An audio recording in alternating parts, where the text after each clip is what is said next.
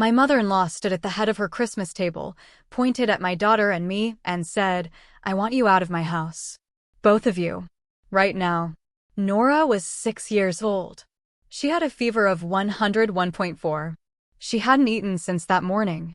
She was sitting next to me in her red Christmas dress with her head tilted against my arm, half asleep, because she felt terrible and she was trying to be brave about it. And the entire table, 14 people, all of them family, went silent. Not the kind of silence that says they disagreed. The kind that says they were going to let it happen. I picked up my daughter. I wrapped her coat around her shoulders. I said, quietly, so only the people nearest to me could hear, "Okay?" And I walked out. My hands were completely steady. That surprised me, actually. I remember noticing that, how calm my body was, even while my chest felt like it was being compressed from both sides. I buckled Nora into her car seat in the cold. I turned the heat on all the way. She fell asleep within 2 minutes. Then I sat in the driver's seat and I made one phone call. 5 minutes later, my mother-in-law's Christmas dinner was over. Not because anyone got up and left. Because of what arrived. Before I tell you what that was, I want you to stay with me because this story doesn't begin on Christmas Day. It begins about 3 years earlier, in a moment I almost talked myself out of taking seriously. And it ends with something I never planned but have never once regretted. If you've ever been made to feel like a guest in a family you were supposed to belong to, stay with me. Like this video and subscribe. You are going to want to hear how this ends. My name is Calloway. I'm 34 years old. I'm a nurse. I've been married to my husband Daniel for 7 years, and for 6 of those 7 years, I tried very hard to make his family like me. I'm going to tell you the story of the night I stopped trying. But before I do, if you're watching this from somewhere far away, drop your city and your local time in the comments below. I love knowing where you all are. There's something about knowing the story is reaching across all those different time zones that means a lot to me. Okay, let's go back. All the way to the beginning. Daniel grew up in Maplewood, New Jersey. His parents, Richard and Carol Whitmore, had lived in the same house for 32 years, a big colonial on a corner lot with a wraparound porch and a Christmas wreath that went up on November 1st every single year, without exception. Carol Whitmore was the kind of woman who had opinions about everything and stated them as facts. The right way to host a dinner party. The right way to raise children. The right way to behave during the holidays. She wasn't cruel about it at first. She was just certain. There's a particular kind of person who has never once questioned whether they might be wrong, and Carol was that person. Daniel is the middle of 3 children. His older brother Greg runs the family's insurance business. His younger sister Patrice lives 20 minutes from their parents and has dinner there every Sunday. When I met Daniel, he described his family as close. What I came to understand over time was that close meant something different to the Whitmores than it did to most people. It meant proximity. It meant compliance. It meant showing up where you were expected and not making noise about the parts that hurt. I grew up differently. My parents were warm people. Loud, Italian loud, but warm. My mother was the kind of person who cried at commercials and meant it. When I got sick as a kid, she would sit on the edge of my bed and read to me for as long as I needed. I didn't realize until I was an adult that not everyone's family was like that. I didn't realize that some families had a hierarchy and that kindness was conditional on your position in it. I met Daniel at a nursing conference in Philadelphia. He was there representing his company's occupational health division. I was there on a panel about pediatric patient advocacy. He was sitting in the back of the room when I spoke. He found me afterward at the coffee station and said, "You're the most confident person I've seen all weekend." I told him I'd been terrified the entire time.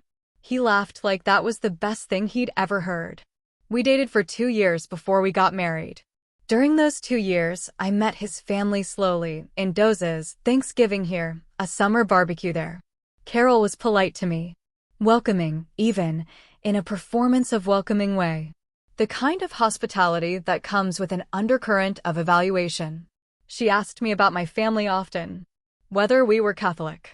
Whether my parents owned or rented. What my mother did. I answered honestly and watched her file every answer somewhere inside herself for later use. Daniel's father Richard was easier. Quiet, sweet, interested in baseball and history. He would engage me in long, meandering conversations about whatever documentary he'd recently watched, and I genuinely liked him. He wasn't the problem. Carol was the problem. But for a long time, she kept the problem contained. The first time I understood who Carol really was, Nora was 3 months old. I had gone back to work part-time, 6 weeks postpartum, because that was all the leave I had. I was exhausted in a way I had never experienced in my life, the bone-deep, behind-the-eyes exhaustion of a new mother working rotating hospital shifts while learning how to keep a tiny human alive. Daniel was working, too, and we were managing, barely, but managing. Carol offered to come help for a week. I said yes, gratefully. I said yes because I was desperate and because I still believed, at that point, that she was coming to help me. She came to stay. And she spent 6 days rearranging my kitchen, reorganizing the nursery I had already set up exactly the way I wanted it, and telling me, gently, constantly, that I was breastfeeding wrong, that Nora was sleeping in the wrong position, that I shouldn't go back to work so soon because babies need their mothers. On the 7th day, she said to me, while Daniel was out, "I just worry that you're not fully present." Nora can tell when her mother's mind is elsewhere. She said it the way you might say, pass the salt. No pause afterward. Just a fact, delivered and left on the table. I stood in my kitchen and I said, "Thank you for your concern." And I did not say another word about it. That was the first time. The second time, Nora was 2. We were at their house for Easter. Nora was going through a phase, she was 2, they all go through a phase, where she didn't want to be held by people she didn't see often. She was clingy and wary and she cried when Carol reached for her. Carol pulled back with a look on her face that I had never seen directed at a toddler before. Not hurt. Judgment. Later, at the dinner table, Carol said to the room, "I just don't understand why she's so anxious. I wonder if she picks that up at home." Daniel's brother Greg laughed. Patrice looked at her plate. Daniel said, "Mom." Just that. Just her name. And Carol moved on to the next subject. But I remembered. The third time, Nora was 4, and I was in the middle of a conversation at their kitchen table with Daniel's Aunt Ellen, a lovely woman who asked real questions and actually listened to the answers. We were talking about my work, a case I'd been part of at the hospital, something I was proud of. Carol walked past the table, paused, and said, to Aunt Ellen and not to me, "Mara works so hard. I always wonder how Nora feels about it." Children remember, don't they? Then she walked back to the stove. Aunt Ellen looked at me with an expression that said, "I'm sorry." I don't know what that was. 3 moments. 3 years. Each one small enough to explain away. Each one pointing in the exact same direction. I was never going to be right enough for Carol Whitmore. The question was what I was going to do about it. The week before Christmas, Nora got sick. It started as a runny nose on a Monday, the way these things always do with kindergartners. She came home from school with that specific exhausted look children get when they are about to go down hard. By Wednesday, she had a full fever.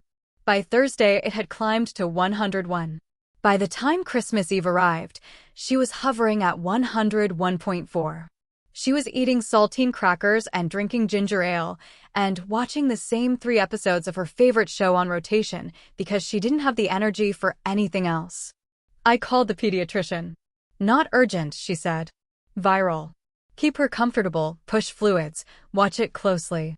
If it climbs above 103, bring her in." I called Daniel and I said, "I think we should skip Christmas at your parents' this year. Nora isn't well." He was quiet for a moment. Then he said, "My mother has been planning this for 2 months. She'll be devastated." I knew that was true. Carol had sent a printed itinerary, an actual printed itinerary, in early December. Arrival time, 1 p.m. Cocktails, 1 to 2. Dinner, 2:30. Gift opening, 4. There was a note at the bottom that said, "Please be prompt. Timing matters for the roast." I said, "Nora has a fever." Daniel said, "Kids get fevers. She'll probably feel better by morning." She did not feel better by morning. Christmas Day, Nora woke up at 7 a.m., climbed into our bed, put her hot little face against my arm, and said, "Mama, My head hurts. I took her temperature. 101.6. I looked at Daniel. He looked at me. We can bring children's Tylenol, he said. We'll give her a dose before we leave. She'll feel better, and if she seems worse, we'll leave early. I want to be honest about this. I should have said no. I knew I should have said no. But 7 years of trying to smooth things over with Carol Whitmore had built a reflex in me, and the reflex said that canceling would cause more problems than it solved. The reflex said, keep the peace. The reflex said, she'll be fine. I said yes. I gave Nora the Tylenol. I dressed her in her red Christmas dress because she asked for it. She had picked it out herself in October, very specifically, and she had been talking about wearing it all month. I put her hair in 2 braids. She looked beautiful and tired and brave. We drove to Maplewood. The Whitmore house smelled the way it always smelled at Christmas. Pot roast, something with cinnamon, the particular coldwood smell of a house that had been decorated for weeks. There was a wreath on every window. The table was set with the good china cream plates with a thin gold rim, crystal glasses, cloth napkins folded into fan shapes. Carol had been up since 6, I later learned. She had been cooking since 7. There were 14 people around that table. Richard and Carol. Greg and his wife Susan and their 2 teenagers, Brody and Kayla. Patrice and her husband Tom. Tom's parents, Vince and Helen, who had come up from Maryland. Aunt Ellen and her partner Louise. Daniel and me. And Nora, who sat between me and Daniel in her red dress and ate 4 saltine crackers before she let me know, quietly, that she wasn't hungry. I gave her more Tylenol at 1:30. By 2 o'clock her cheeks were flushed in a way that was clearly fever and not excitement. She leaned into my arm. She didn't ask to play with her cousins. She just wanted to sit next to me and be still. I want to be clear about something. Nora was not disrupting anything. She was quiet. She was tired. She was behaving the way a 6-year-old with a fever behaves when she's been raised to be considerate of the people around her. She sat. She stayed. She was not crying, not demanding, not making a scene. She was sick, and she was trying very hard not to be a problem about it. The first comment came from Carol before we even sat down to eat. We were in the living room, cocktail hour. Daniel was talking to Greg. Nora was on my lap with her head resting against my shoulder. Carol came over with a glass of wine and looked at Nora for a moment and said, "Is she tired? She seems pale." "She has a little fever," I said. "We're watching it." Carol's expression shifted. Not to concern. To something else. Something contained and precise. "You brought a sick child to Christmas dinner," she said. It wasn't a question. "Her doctor said it's viral," I said. "She's on Tylenol." "She's fine." "She doesn't look fine," Carol said. And then she walked away. I held Nora a little tighter. She didn't hear the conversation. She was half dozing. At the table, I noticed Carol saying something to Patrice. I didn't hear it. Patrice glanced at us and then looked away. Greg's wife Susan made a point of moving the centerpiece so there was more space between her children and Nora, a small, deliberate movement that she did not try to hide. The roast came out at 2:45. It was perfect, the way Carol's roasts always were. Richard poured wine. Vince told a story about a Christmas snowstorm in 1987. Aunt Ellen laughed too loudly at something and then apologized and laughed again. It was, on the surface, exactly what a Christmas dinner is supposed to be. Except that every few minutes, I could feel Carol's eyes on Nora. 45 minutes into dinner, Nora coughed. It was a single cough. The kind of incidental cough a person does when they are a child and they have a cold and their throat is a little irritated. She covered her mouth. She said, "Excuse me," the way I had taught her to. Carol set down her fork. "How high is the fever?" she said. Directly at me. Not asking. Stating. "A little over 100, I said. "So above normal." "Yes. Which is why she's on Tylenol." "Tylenol doesn't stop a child from being contagious, Mara." The table had gone quiet. Not completely quiet, forks were still moving, but the conversations had dropped to a murmur. People were listening. "Children's viral illnesses are generally contagious before symptoms appear," I said, because I am a nurse and I knew that was true. By the time you know they're sick, any exposure has already happened. That's a very convenient argument for bringing a sick child to someone else's home, Carol said. Daniel said, Mom. Same as always. Just her name. This time she didn't move on. I'm not saying it to be difficult, she said. I'm saying that I've had Vince and Helen here for 2 days and they're in their 70s. I have Tom's parents here. I'm saying that someone should have made a different decision this morning and apparently no one did. We can leave, I said. If that's what you'd prefer. I meant it as an offer. I meant it as a genuine, reasonable option. We'll go. No hard feelings. Nora needs her rest anyway. Carol looked at me for a moment. Yes, she said. I think that would be best. You could hear it land. The shift in the room. Brody, Greg's teenager, stopped chewing. Susan put her hand over her mouth briefly and then composed herself. Aunt Ellen looked at Carol and then at me with an expression I will never forget, a quiet, transparent horror. Daniel said, Mom, that's not. I've made dinner for 14 people, Carol said. I've been planning this for 2 months. I have elderly guests in my home who could be seriously affected if they get sick. Mara brought a sick child to my table without asking whether that was appropriate. I am asking them, calmly, to leave. She's 6 years old, Daniel said. She has a minor fever. Then she should be home resting, Carol said, and there was something final in her voice. A door closing. And Mara should have thought of that this morning. Nora had woken up during the conversation. She was looking at her grandmother with wide eyes. She didn't fully understand what was happening, but she understood the tone of it. She understood that she was in the middle of something she hadn't caused. I looked at my daughter's face. That was the moment. Not anger. Clarity. I folded my napkin. I placed it next to my plate. I said, okay. Just that. Not fighting. Not defending. Not asking anyone at that table to speak up for me, though I could see from Aunt Ellen's face that she wanted to. I picked up my daughter. I said to Nora, very quietly, let's go get your coat, baby. She said, are we going home? Yes, I said. We're going home. I did not look at Carol again. I did not look at Daniel. I carried my daughter to the hallway, got her coat, got my bag, and I walked out the front door. Before I closed it behind me, I heard Carol say, to the table, I'm sorry about that. Let's enjoy the rest of dinner. As if we were a problem that had been solved. It was 3:22 in the afternoon on Christmas Day. The temperature was 28 degrees. The Whitmore Street was still and quiet. Everyone else was inside their warm houses. There were no other cars on the road. The wreath on the front door behind me swayed once in the wind and was still. I buckled Nora into her car seat. She went without argument. Her cheeks were flushed and her eyes were heavy, and she was back to leaning against the door before I had finished clicking the buckle. I turned the heat all the way up. I found her water bottle in my bag and handed it to her. You okay, bug? I said. My head hurts a little, she said. I know. We're going to go home, and you can get back in your pajamas, and we can watch a movie, okay? She considered this for a moment. Can I have ginger ale? Absolutely. She closed her eyes. She was asleep within 3 minutes. I sat in the driver's seat, and I did not cry. I want to be clear about that. I thought maybe I would. I thought maybe the adrenaline would drop the moment the door was closed and I would fall apart in the front seat of my car in front of Carol's perfectly decorated house. But I didn't.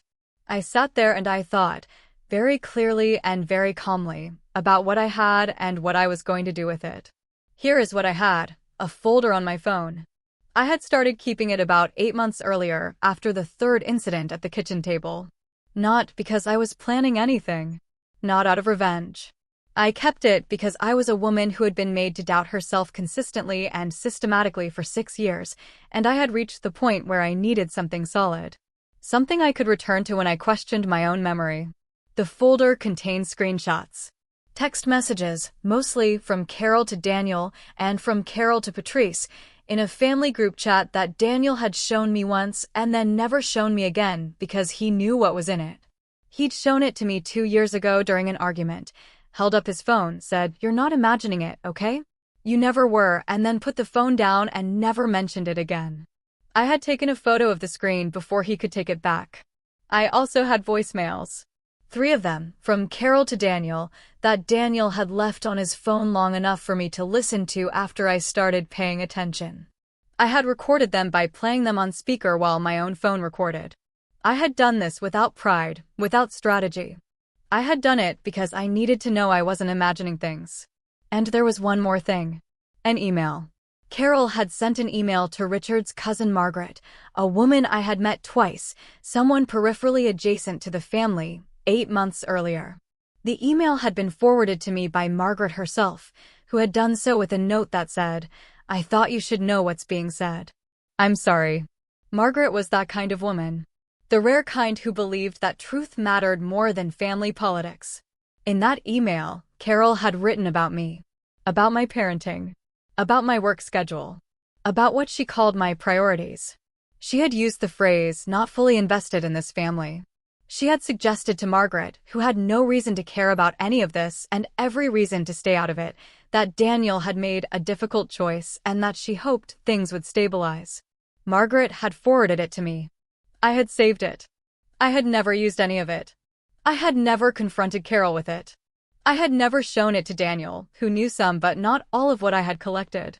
I had kept it in a folder on my phone the way you keep an umbrella in your car, not because you plan to need it, but because you know the kind of weather you're in.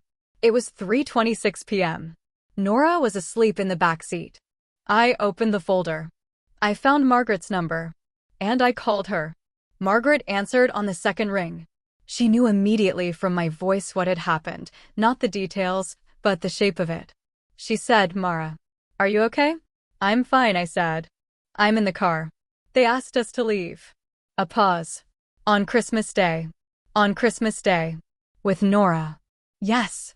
Margaret was quiet for a moment. Then she said, "Would you like me to forward that email back to the family group?" "I still have it. I saved it." I had not asked her to do that. She offered it on her own, freely, because she was that kind of woman and because she had been waiting, I think, for someone to give her permission. "Yes," I said. "I would." She asked if I wanted to read it first. I told her I already knew what it said. She said she'd do it now. I thanked her. I sat in the silence of the car with my sleeping daughter and I waited. 5 minutes. That was all it took. 3 people called me within the next 20 minutes. Not to apologize, not at first. To tell me what was happening at the table after Margaret forwarded that email to every member of the Whitmore family group. I'm going to tell you exactly what they said. The first call was from Aunt Ellen.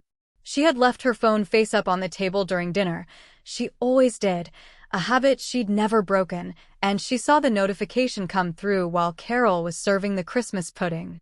Margaret sent an email, Ellen said, to the whole family thread. There was a pause in the room, Ellen told me. People reaching for phones. The particular silence of a group of people reading the same thing at the same time. Carol, Ellen said, did not reach for her phone immediately. She continued serving. She set a small dish of pudding in front of Vince. Then she set one in front of Helen. Then Greg said, "Mom, what is this?" Carol looked up. She did not yet know what it was. Greg read the relevant section aloud. The part about my priorities. The part about Daniel having made a difficult choice. The part about hoping things would stabilize. The room was completely still. Vince, Tom's father, the 73-year-old man Carol had used as justification for removing me from her table, set down his spoon. He said, "This is from 8 months ago?" Greg said, "Yes." Vince said, "And she wrote this about Mara to someone outside the family?" "Yes." Vince picked up his napkin, folded it, and placed it next to his plate. He said, "I think I'll go sit in the living room for a bit." He stood up. Helen stood up after him. Neither of them said another word to Carol. Ellen told me all of this in a rapid, quiet voice, like she was narrating something live. She said, "I want you to know that you were never imagining any of it, Mara." I knew she was like this. I should have said something a long time ago. I said, "You're saying it now." "Yes, I am." The second call came from Patrice. This surprised me. Patrice and I had always been politely neutral, not warm, not hostile, just parallel. She called me from the upstairs bathroom, she told me, because she wanted privacy. Her voice was unsteady. Not quite crying, but close. She said, "I knew about the email. Not all of it, but enough." My mother told me she'd reached out to Margaret, and I told her it wasn't my business. I shouldn't have said that. I should have told her to stop. I let that sit for a moment. I don't need an apology, I said. But thank you for calling. She does this, Patrice said. She's done it for years, and we let her because it's easier. I let her. A pause. She made you leave on Christmas? With Nora. Yes. How is Nora? Asleep in the back seat. She's okay. Patrice made a sound I won't try to describe. Then she said, I'm sorry, Mara. I'm genuinely sorry. The third call was from Daniel. He had been quiet during the email reading, Ellen told me later. He had looked at his phone, and then looked at his mother, and he had not said anything for a long time, the particular silence of a man realizing that the thing his wife had been telling him for years was not only true but documented, and that 14 people at his mother's Christmas table were now reading the documentation. He called me from the driveway. I could hear the cold in his voice. He had gone outside without his coat. I'm so sorry, he said. I didn't, Mara. I knew things weren't great, but I didn't know she'd written. I know, I said. I should have left with you. I should have. Daniel. He stopped. Come home, I said. Nora is asleep, and I'm going to take her home and put her in her pajamas. Come home. He was quiet for a moment. Then he said, okay. He arrived home 40 minutes after us. He came in through the garage, the way he always did, and he stood in the kitchen doorway for a moment looking at me where I was sitting at the table with a cup of tea. And his face had the expression of a man who has been carrying something he didn't know how heavy it was until he put it down. He sat across from me. He said, she called me after I left. She said you'd orchestrated the whole thing. I know, I said. She'd say that. I told her I didn't care. I looked at him. I told her that she'd crossed a line today that she couldn't uncross, he said. That I wasn't interested in whose version was right. That I'd watched her treat you as less than for 6 years, and I'd let it go on too long, and that I wasn't going to continue to do that. What did she say? She cried. He said it without satisfaction. Then she told me I was being manipulated. And I told her I'd call her when I was ready to, that I needed time. We sat in the kitchen for a while. Just the two of us, not talking. The house was quiet. Upstairs, Nora was asleep in her own bed in her pajamas, the fever already dropping, already on her way back to herself. I thought about what Patrice had said. She does this. We let her because it's easier. I thought about how many things I had absorbed over 6 years because it was easier. How many comments I had smoothed over. How many dinners I had survived. I thought about the fact that I had sat in a cold car on Christmas Day with my sick daughter and made one phone call, and it had done more in 5 minutes than 6 years of absorbing had done. Nora's fever broke on the 27th. She bounced back the way 6-year-olds do completely, without residual drama, ready to play and eat toast and talk at full volume again by the 28th. Children are remarkable that way. Whatever had happened at Carol's table, Nora had slept through most of it and remembered none of the worst of it. She remembered being in her red dress. She remembered leaving early. She asked once why we left Grandma's house before dessert, and I told her honestly that she wasn't feeling well and home seemed like the better choice. She accepted that and moved on. Children are often more resilient than we are. They move forward. It's the adults who carry things. Carol called on the 27th. I didn't answer. She called again on the 28th. I didn't answer. She sent a text on the 30th that said, I'd like to speak with you when you're ready. I think there's been a misunderstanding. I read it and I set my phone down and I did not respond. I want to be careful here about how I describe what happened with Carol, because this is not a story about a villain who got what she deserved. It is more complicated than that, and the complication matters. Daniel called his mother in the first week of January. He told me what he said to her afterward, sitting at the same kitchen table, both of us with coffee. He told her the truth, that the email to Margaret had confirmed things he had tried not to fully acknowledge. That he was not going to continue to ask his wife to absorb behavior that he would not have accepted directed at himself. That they needed to find a different way to interact as a family, or they would not be interacting at all. Carol, he said, cried again. She said she had only ever been trying to protect him. She said she had never meant to hurt me. She said she hadn't realized how it had come across. He said, I know you didn't mean to, but you did. There is a version of this story where Carol apologizes and everything changes immediately. That version is fiction. People like Carol don't transform in the space of one conversation. What they do, if they have any capacity for reflection at all, is begin to understand that the rules have changed. That certain behaviors will now have consequences they had not previously anticipated. Carol has never apologized to me directly. Not in the way that would mean something. She has been careful with me since that Christmas. More measured. She asks about Nora with what appears to be genuine warmth. At Easter, the first gathering we attended after a gap of several months, she helped Nora find eggs in the backyard and held her hand crossing the wet grass and said, to Nora, but within earshot of me, your mama takes such good care of you. I don't know if she meant it as an apology. I took it as one because I needed somewhere to put it. Aunt Ellen and I have lunch twice a year now. She calls Nora her almost niece and brings her books. Margaret sends a Christmas card, always a handwritten one, which I think says something about who she is. Patrice and I are not close, but we are real with each other in a way we were not before. She texted me in February and said, I'm working on it. I told her that was enough. I made one concrete decision in January that I have kept to quietly and without announcement. I stopped absorbing. It is a smaller thing than it sounds, and it is a larger thing than it sounds. What it means is that when something is said to me or about me that is not true or not fair, I say so. Calmly. Without apology. I do not reframe it as a misunderstanding.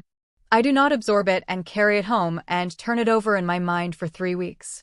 I say, that's not what happened, or I don't think that's a fair characterization, and I let whatever response follows be the other person's problem. It has changed almost everything about how I move through the world.